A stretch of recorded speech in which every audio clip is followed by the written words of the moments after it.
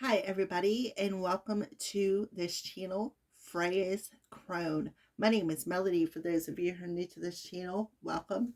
And welcome back to my returning subscribers from my other channel. I'm grateful for each and every one of you guys and all the love and support that you've given me on this journey. Make sure you continue with them thumbs up. Leave a kind comment. If you are not yet subscribed to this channel, make sure that you hit that subscribe button and that little notification bell. And if you know somebody this video will resonate with, go right ahead and share it.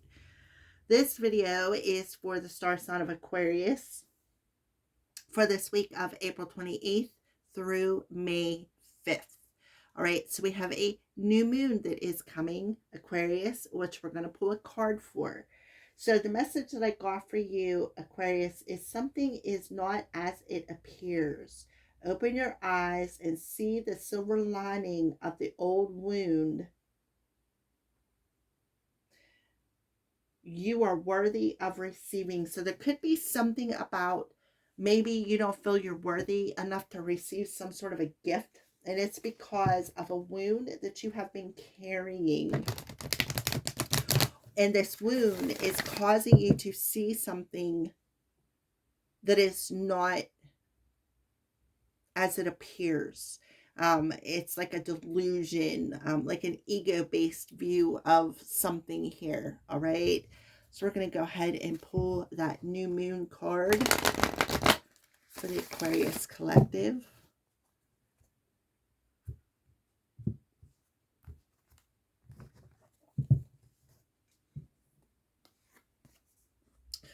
Don't let pride get in your way. Full moon in Leo. So you could have Leo somewhere in your chart. And Leo's message was, you're the captain of your ship. Don't let negative thoughts hold you back, which is kind of like what is happening here. And this negative thought is the ego and the pride that is blocking the way of how you see something. It's like how you're perceiving something isn't the true reality of the situation. And it's because your pride and ego is getting in the way. So the new moon is reflecting back to you that fiery energy that is very prideful, very egotistical.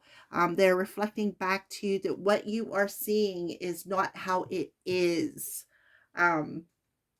Aquarius. So you are worthy of something, right? You are worthy of something, but this wound, this ego wound, or this ego is showing you, it's like clouding your judgment. All right. So let's go ahead and see what area of your life that this is affecting this week for you, Aquarius.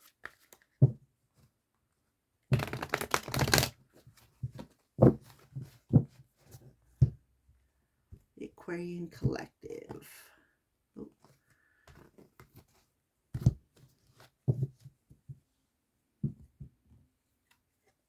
Okay, Three of Summer. So there's definitely some emotions involved in this situation. So the hummingbird. You have an exciting reason to celebrate, such as an engagement, wedding, graduation, or a birth announcement. Remember to cherish those you love. So the Three of Summer talks about celebrating something. It talks about the community, right? So maybe something, how you're viewing something, or people around you, is you're viewing it through wounds, right? You're viewing this through wounds. And you're not cherishing the people who are around you because of these wounds. But Spirit is telling you the wounds is what's making you judge the situation, judge yourself. I feel for some of you, you have the hummingbird there. What do hummingbirds do? Well, they drink sugar water, right? So it could be maybe you need to sweeten something up, because I feel like somebody could be a little bit bitter here. Maybe you need to start sweetening yourself up, or looking at the situation in a more sweeter view. Okay. For those of you who do have hummingbirds, they say that the red dye in the hummingbird food is not good for them. So maybe you need to take that red out. Red represents aggression, anger. Um, it represents like animosity. It also represents the root chakra. So the root of the issue is you need to be more sweeter with your emotions and less sour. Um,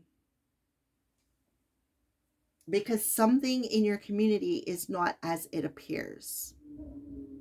Okay.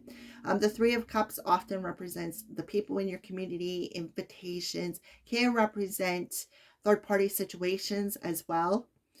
But doesn't always have to be. You take the message as they resonate. Seeing flowers here. There's peach, some pink and red and white. All right, so let's go ahead and pull an animal message real quick for the Aquarian Collective.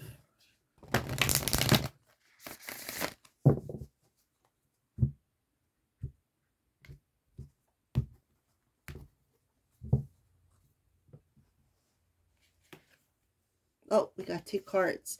So the octopus and the polar bear. Okay.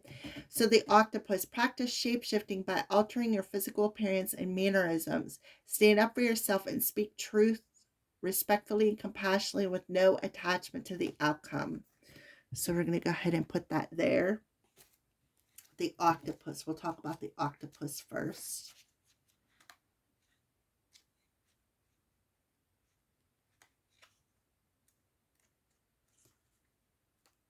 Okay. To become adept to shape-shifting, it's necessary to maintain flexible and resilient and be willing to practice different identities by altering your way of dressing, your hairstyle, your demeanor, your mannerisms.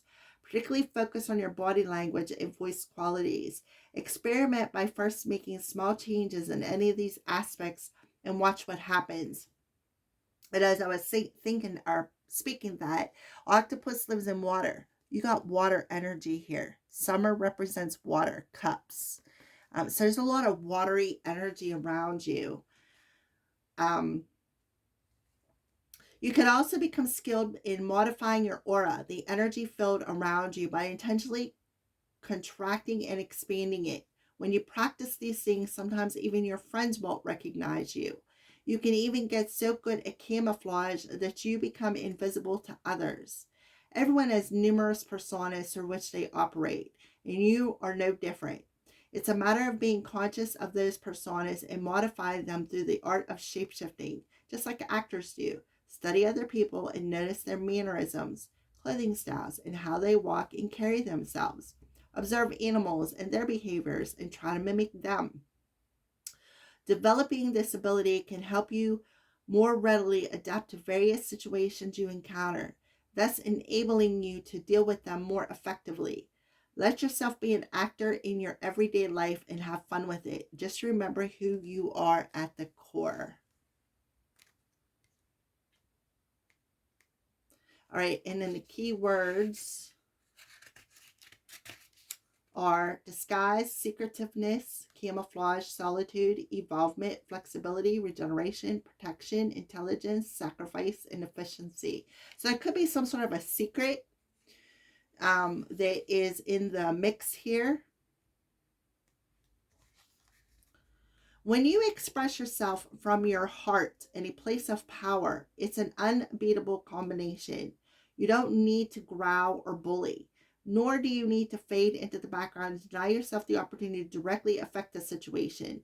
By showing up and being completely present, even when you're simply listening, you're a force to be reckoned with. Ask for what you want and see how it happens. Don't get worked up about how it turns out. You may or may not get what you want, but at least your chances are much better if you ask. As for setting boundaries with others, such as saying no to requests or demands, when you do so, they may respect those boundaries or try to test them. If they do test the limits you've set, stand your ground, be clear, and don't apologize. Approach a situation with purity and innocence of a child and the focused intensity of a true warrior. one who doesn't speak or act out of anger, but from a place of truth and dignity. Remember, I said the red, right? The hummingbirds drink red. Their food is red colored. That's the anger. Know that when you do so, you'll have nothing to fear. Words: fearlessness, purity, leadership, powerful, provider, self control, strength, wisdom, nobility, conservation, intensity, playfulness, and adaptability, which is what the octopus talks about, being able to adapt to your situation because something is not as it appears. And that's that red energy in the hummingbird's food, right? You're feeding the anger within yourself. Thank you for watching.